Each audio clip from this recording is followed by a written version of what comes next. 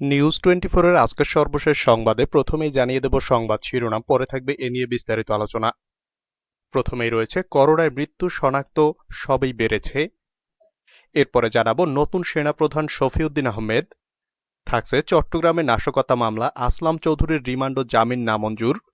জানাবো রাতের আধারে ইউপি সদস্যকে কুপিয়ে হত্যা। থাকছে ওসি প্রদীপকে কক্সবাজার কারাগারে স্থানান্তর। এছাড়া থাকছে আন্দোলনের জন্য দলকে সর্বাত্মক প্রস্তুতি নিতে বললেন বিএনপি মহাসচিব। জানাবো আমার বিরুদ্ধে আমেরিকাতেও ষড়যন্ত্র হচ্ছে বললেন কাদের মির্জা। এছাড়া রয়েছে পীরের দরবার থেকে 2 হরিণ উদ্ধার, গ্রেফতার পীরের শ্যালক। থাকছে বাজেটে আমলাদের খাতির করা হয়েছে দাবি জাফরুল্লাহ চৌধুরীর। এবং সবশেষে জানাবো বিএনপির দৃশ্যমান শত্রু করোনা অদৃশ্য শত্রু, মন্তব্য ওবায়দুল কাদেরের। পুরো খবর পেতে ভিডিওটি শেষ পর্যন্ত দেখুন। সর্বশেষ সংবাদ পেতে চ্যানেলটি সাবস্ক্রাইব করুন। এবার বিস্তারিত। করোনায় মৃত্যু শনাক্ত সবই বেড়েছে। দেশে আগের 24 ঘন্টার তুলনায় করোনা সংক্রমণ শনাক্ত রোগীর সংখ্যা, শনাক্তের হার ও মৃত্যু সবই বেড়েছে। বুধবার সকাল 8টা থেকে আজ বৃহস্পতিবার সকাল 8টা পর্যন্ত 24 ঘন্টায় 2576 জন নতুন রোগী শনাক্ত হয়েছে। এ সময় মৃত্যু হয়েছে 40 জনের। আজ বিকেলে স্বাস্থ্য অধিদপ্তরের সংবাদ বিজ্ঞপ্তিতে এ তথ্য জানানো হয়েছে। আগের 24 ঘন্টায় শনাক্ত রোগীর সংখ্যা ছিল 2537 জন। টানা 41 দিন পর এদিন শনাক্ত রোগী 2500 ছাড়ায়। ওই সময় করোনায় মৃত্যু হয় 36 জনের। নতুন শনাক্তদের নিয়ে দেশে এ পর্যন্ত করোনা ভাইরাস শনাক্ত রোগীর সংখ্যা দাঁড়িয়েছে মোট 8,20,395 জন। মোট মৃত্যু হয়েছে 12,989 জনের। সুস্থ হয়েছে 7,59,630 জন। নতুন সেনাপ্রধান Shafiuddin Ahmed. Lieutenant general S M Shafiuddin আহমেদকে জেনারেল পদে পদোন্নতি দিয়ে বাংলাদেশ সেনাবাহিনীর প্রধান হিসেবে নিয়োগ দেওয়া হয়েছে। তিনি আগামী 24 জুন সেনাপ্রধানের দায়িত্ব নেবেন। বৃহস্পতিবার প্রতিরক্ষা মন্ত্রণালয়ের উপসচিব ওয়াহিদা সুলতানা স্বাক্ষরিত এক প্রজ্ঞাপনে এই তথ্য জানানো হয়েছে। এস এম শফিউদ্দিন আহমেদ এতদিন সেনা সদরের কোয়ার্টার মাস্টার জেনারেল হিসেবে দায়িত্ব পালন করে আসছিলেন। আজ তাকে জেনারেল হিসেবে পদোন্নতি দিয়ে আগামী 24 জুন থেকে 3 বছরের জন্য সেনাপ্রধানের দায়িত্ব দিল সরকার। তিনি বর্তমান সেনাপ্রধান জেনারেল আজিজ আহমেদের স্থলাভিষিক্ত হবেন। খুলনার এক মুক্তিযোদ্ধা পরিবারের সন্তান এস এম শফিউদ্দিন আহমেদ বাংলাদেশ সেনাবাহিনীতে যোগদান নবম লং কোর্সের মাধ্যমে। গত বছর ডিসেম্বরে তাকে আর্মি ট্রেনিং অ্যান্ড ডক্ট্রিন কমান্ডের জিওসির দায়িত্ব থেকে কোয়ার্টার মাস্টার জেনারেল করে সেনা সদরে নিয়ে আসা হয়। চট্টগ্রামে নাশকতা মামলা আসলাম চৌধুরীর রিমান্ড ও জামিন নামঞ্জুর। চট্টগ্রাম নগরীর আকবরশাহ থানার নাশকতার একটি মামলায় কারাবন্দী বিএনপির যুগ্ম মহাসচিব আসলাম চৌধুরীর রিমান্ড ও জামিন আবেদন খারিজ করে দিয়েছেন আদালত। বৃহস্পতিবার চট্টগ্রাম মেট্রোপলিটন ম্যাজিস্ট্রেট শফিউদ্দিনের আদালত 2টি আবেদনই নামঞ্জুর করেন। সিআইডি তাকে 5 দিনের রিমান্ডে নিয়ে জিজ্ঞাসাবাদ করার আবেদন করেছিলেন। ঢাকা মহানগর পুলিশের সহকারী কমিশনার কাজী শাহাবুদ্দিন আহমেদ বলেন, সিআইডি আসলাম চৌধুরীকে 5 দিনের রিমান্ডে নিয়ে জিজ্ঞাসাবাদ করার আবেদন করেছিলেন। অন্যদিকে আসামিপক্ষ তার জামিনের আবেদন করেন। আদালত শুনানি শেষে রিমান্ড ও জামিন 2টি আবেদনেই নামঞ্জুর করে আসামিকে কারাগারে পাঠানোর আদেশ দেন। ভারত থেকে ইসরায়েলি গোয়েন্দা সংস্থা মোসাদের এক কর্মকর্তার সঙ্গে দিল্লিতে বৈঠকের খবর প্রকাশে আসার পর 2016 সালের 15 মে সন্ধ্যায় রাজধানীর কুড়িল বিশ্বরোড এলাকা থেকে আসলাম চৌধুরী ও তার ব্যক্তিগত সহকারী মোহাম্মদ আসাদুজ্জামান মিয়াকে গ্রেফতার করে মহানগর গোয়েন্দা পুলিশ। পরে তাদের ডিবি কার্যালয়ে নিয়ে জিজ্ঞাসাবাদ করা হয়। পরদিন 16 মে 54 ধারায় গ্রেফতার দেখে তাদের দুইজনের 10 দিন করে রিমান্ডের আবেদন করে পুলিশ। আদালত 7 দিন করে রিমান্ড মঞ্জুর করেন। তারপর থেকে নাশকতা, চেক প্রতারণা ও দুর্নীতির একাধিক মামলায় কারাগারে আছেন আসলাম চৌধুরী। রাতের আধারে ইউপি সদস্যকে কুপিয়ে হত্যা। নোয়াখালীর বিচ্ছিন্ন দ্বীপ হাতিয়া উপজেলায় রবীন্দ্র দাস নামে এক ইউপি সদস্যকে কুপিয়ে হত্যা করেছে দুর্বৃত্তরা।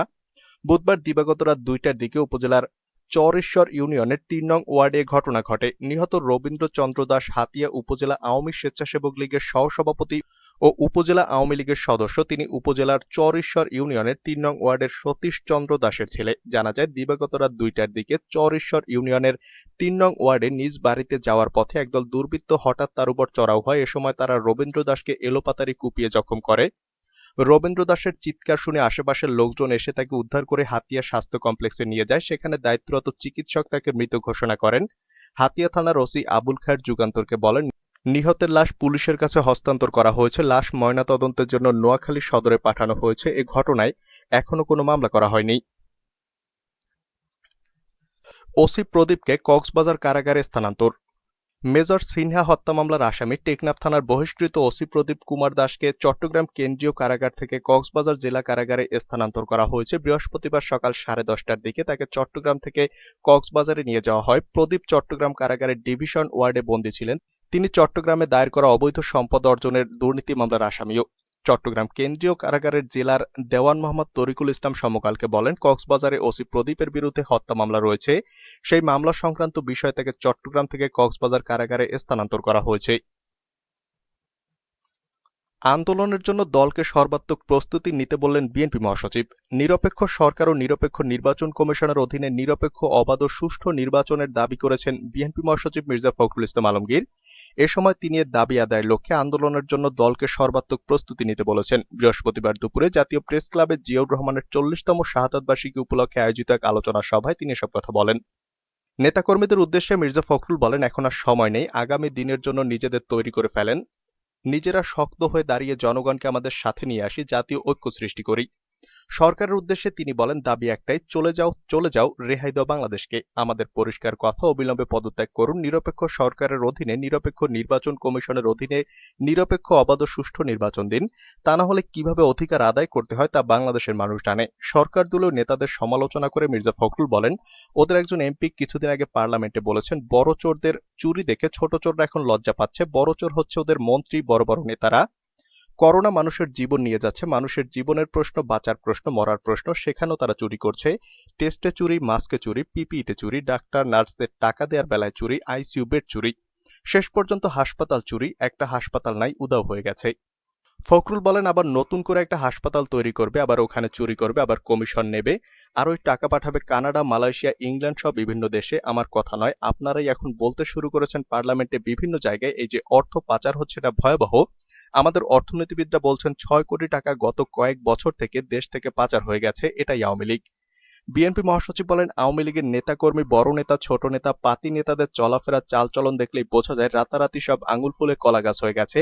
এদের হাতে যদি দেশ বেশি দিন থাকে তাহলে এদেশের অস্তিত্ব থাকবে না, এদেশ টিকবে না। তিনি বলেন, ছোটবেলা থেকে আমরা পড়তাম, গানও শুনেছি, ছেলে ঘুমালো, পাড়া জুড়ালো, বর্গি এলো দেশে। এই সেই বর্গিয়েরা, এদের ভয়ে সব পালিয়ে যাচ্ছে এখন। কাউকে কোনো কথা বলতে দেবে না, কথা বললে digital security act, official secrecy act, আর বেশি কথা বললে আমাদের নিপুণ রায় চৌধুরীর মতো একটা মিথ্যা অডিও ক্লিপ তৈরি করে নাশকতার মামলায় ঢুকিয়ে দেওয়া হবে। এরকম নজির অসংখ্য। সাংবাদিক ভাইরা কিছু শক্ত করে লিখতে পারে না, আমি তাদের দোষারোপ করি না, বরঞ্চ সহমর্মিতা প্রকাশ করি। কারণ লিখলে তো জেল, লিখলেই তো মামলা, লিখলেই তো ডিজিটাল সিকিউরিটি অ্যাক্ট, মেরেও ফেলতেছে, হত্যাও করতেছে। এ সময় জিয়াউর রহমানের জীবন আদর্শ দলের নেতাকর্মীদের জন্য গর্ব উল্লেখ করে তা অনুসরণ করার আহ্বান জানান বিএনপি মহাসচিব। আমার বিরুদ্ধে আমেরিকাতেও ষড়যন্ত্র হচ্ছে, বললেন কাদের মির্জা। নোয়াখালীর বসুরহাট পৌরসভার মেয়র আব্দুল কাদের মির্জা বলেন, আমি আমার অসুস্থতার জন্য উদ্বিগ্ন নই। উদ্বিগ্ন কোম্পানিগঞ্জের মানুষের জন্য। নেতাকর্মীরা আমার গায়ের ওপর শুয়ে আমাকে বাঁচিয়েছে, তাদেরকে অস্ত্রের মুখে ফেলে দিয়ে আমি আমেরিকায় যেতে পারি না। শুধু কোম্পানিগঞ্জে নয়, আমেরিকাতেও আমার বিরুদ্ধে ষড়যন্ত্র হচ্ছে। তিনি বৃহস্পতিবার সকাল 10টায় তার ফেসবুক আইডি থেকে 1 ঘন্টা 17 মিনিটের লাইভে এসে এসব কথা বলেন। এ সময় মির্জা আওয়ামী লীগের সাধারণ সম্পাদক ওবায়দুল কাদেরকে উদ্দেশ্য করে বলেন, ওবায়দুল কাদের সাহেব ভানুমতির খেল কার সাথে করেন? 1971 সালে খিজির হায়াত খান আপনাকে ভেলকি দিয়েছে, আর আপনি সে ভেলকির ভয় নোয়াখালীতে পালিয়ে গিয়ে মাহমুদুর রহমান বেলায়েতের কাছে আশ্রয় নিয়েছেন। ভেলকিবাজিতে আমি ভয় পাওয়ার লোক নয় এবং চলে যাওয়ার লোক নয়। পীরের দরবার থেকে 2 হরিণ উদ্ধার, গ্রেফতার পীরের শ্যালক। কুষ্টিয়ার দৌলতপুরের কথিত তাসের পীরের দরবার শরীফ থেকে 2টি হরিণ উদ্ধার করেছে পুলিশ। এ ঘটনায় জড়িত থাকার অপরাধে একজনকে গ্রেফতার করা হয়েছে। গতকাল বুধবার সন্ধ্যা 7টার দিকে পুলিশ কল্যাণপুরে ওই পীরের দরবার শরীফ থেকে হরিণ 2টি উদ্ধার ও কথিত পীর তাসের ফকিরের শ্যালক শের খাঁকে গ্রেফতার করে। প্রত্যক্ষদর্শীরা জানান, দৌলতপুর উপজেলা নির্বাহী অফিসার, দৌলতপুর থানার ভারপ্রাপ্ত কর্মকর্তা সহ বন বিভাগের কর্মকর্তাদের উপস্থিতিতে কল্যাণপুর দরবার শরীফে অভিযান চালানো হয়। এ ঘটনার পর দরবার শরীফের পীর তাসের ফকির সহ 2 জনের নামে মামলা দায়ের করেছে বন বিভাগ। বন বিভাগের কর্মকর্তা আবু বকর সিদ্দিক জানান, কল্যাণপুর দরবার শরীফের ভেতরে অবৈধভাবে 2টি হরিণ আটক করে রাখা হয়েছে। এমন গোপন সংবাদের ভিত্তিতে সেখানে অভিযান চালানো হয়। দৌলতপুর উপজেলা প্রশাসন ও দৌলতপুর থানা পুলিশের সহযোগিতায় দরবার শরীফের ভেতর থেকে হরিণ 2টি উদ্ধার করা হয় এবং আটক করা হয় শের খান নামে একজনকে। ঘটনায় বন্যপ্রাণী সংরক্ষণ আইন 2017 ধারায় কল্যাণপুর দরবার শরীফের পীর তাসের ফকির সহ 2 জনের নামে মামলা দায়ের করা হয়েছে। তবে মামলায় শের খান গ্রেফতার হলেও পলাতক দেখানো হয়েছে দরবারের কথিত পীর তাসের ফকিরকে। বাজেটে আমলাদের খাতির করা হয়েছে বললেন জাফরুল্লাহ চৌধুরী। প্রস্তাবিত বাজেটে আমলাদের খাতির করা হয়েছে বলে মন্তব্য করেছেন গণস্বাস্থ্যের ট্রাস্টি ডাক্তার জাফরুল্লাহ চৌধুরী। তিনি বলেন, আমলাদের বেতন অনেক বাড়ানো হয়েছে, গাড়ি কেনার জন্য ৩০ লাখ টাকা দেওয়া হয়েছে, ৫০,০০০ টাকা দেওয়া হয় তা ব্যবস্থাপনার জন্য। আজ বৃহস্পতিবার রাজধানীর গণস্বাস্থ্যনগর হাসপাতাল মিলনায়তনে সচেতন নাগরিকদের দৃষ্টিতে ২০২১-২২ জাতীয় বাজেট শীর্ষক আলোচনা সভায় তিনি এসব কথা বলেন। জাফরুল্লাহ চৌধুরী বলেন, আমি বাজেটটি দেখার চেষ্টা করেছি অর্থমন্ত্রীর শ্রেণী চরিত্রের আলোকে। বাজেটের প্রতিটি ক্ষেত্রে তার পেশা ও শ্রেণীর প্রভাব পড়েছে। বাজেটে দুর্নীতিকে বহাল রাখার ফাঁক রয়ে গেছে। বাজেট সংসদে আসার আগে সবার সঙ্গে আলোচনা করা এবং জনগণের মতামত নেওয়া উচিত ছিল। ওষুধের কাঁচামালের ওপর কর কমেছে উল্লেখ করে জাফরুল্লাহ চৌধুরী বলেন, এটা ব্যবসায়ীদের হাতে ছেড়ে দেওয়া যাবে না, নিয়ন্ত্রণ করতে হবে। খালেদা জিয়ার আমলে ভুলের কারণে জনগণের এখানে ভোগান্তি হয়েছে। অগ্রিম আয়কর দুর্নীতির একটি বড় কারণ। স্বাস্থ্য খাতে বরাদ্দ বাড়িয়ে লাভ হবে না যদি না কিছু মৌলিক পরিবর্তন আনা যায়। বিএনপি দৃশ্যমান শত্রু, করোনা অদৃশ্য শত্রু বললেন ওবায়দুল কাদের। আওয়ামী লীগের সাধারণ সম্পাদক ওবায়দুল কাদের বলেছেন, গণতন্ত্রের বুলি মুখে নিয়ে সাম্প্রদায়িক অপশক্তির লালন পালনকারী হল বিএনপি। বিএনপিকে মুখোশের আড়ালে বহুরূপী দানব। আজ বৃহস্পতিবার আওয়ামী লীগের সাধারণ সম্পাদক তার সরকারি বাসভবনের নিয়মিত ব্রিফিংয়ে এসব মন্তব্য করেন। দেশে এখন অদৃশ্য ও দৃশ্যমান দুটি শত্রু বিরাজমান উল্লেখ করে ওবায়দুল কাদের বলেন, অদৃশ্য শত্রু হচ্ছে করোনা আর দৃশ্যমান শত্রু হচ্ছে বিএনপি। মন্ত্রী কাদের বিএনপির নেতিবাচক ও ষড়যন্ত্রের রাজনীতিকে অদৃশ্য শত্রু করোনার চেয়েও ভয়ঙ্কর বলে মনে করেন। রাজনীতির মাঠে প্রতিপক্ষ থাকবে, প্রতিদ্বন্দ্বী থাকবে, তাই বলে কেউ কাউকে শত্রু ভাবা ঠিক নয় উল্লেখ করে আওয়ামী লীগের সাধারণ সম্পাদক বলেন, দায়িত্বশীল বিরোধী দল উন্নয়নের সহযাত্রী, কিন্তু বিএনপি নিজেরা তাদের কর্কট রূপ প্রমাণ করেছে। ওবায়দুল কাদের বলেন, আওয়ামী লীগকে বিএনপি শত্রু মনে করে বলেই ৭৫-এ জাতির পিতাকে সপরিবারে হত্যার নীল নকশায় জড়িত এবং সুবিধাভোগী তারা। তিনি আরো বলেন, শেখ হাসিনাকে শত্রু মনে করে বলেই ২১ আগস্ট প্রকাশ্য দিবালোকে গ্রেনেড হামলা চালিয়েছিল বিএনপি। বিএনপি নিরপরাধ মানুষকে আগুনে পুড়িয়ে মারে, সম্পদ নষ্ট করে উল্লেখ করে ওবায়দুল কাদের বলেন, ক্ষমতায় গিয়ে আকণ্ঠ দুর্নীতিতে নিমজ্জিত হয়ে জনগণের সম্পদ লুণ্ঠন করে বিএনপি। বিএনপি জন আতঙ্কে ভুগছে, তাই তারা নির্বাচন থেকে সরে দাঁড়িয়েছে মন্তব্য করে ওবায়দুল কাদের আরো বলেন, তারা ক্ষমতার হ্যালুসিনেশনে ভুগছে, তাই দেশের উন্নয়ন এবং উত্তরণ তাদের গায়ের জ্বালা বাড়ায়। ইতিহাস বলে বিএনপি যাদের বন্ধু তাদের শত্রুর দরকার নেই।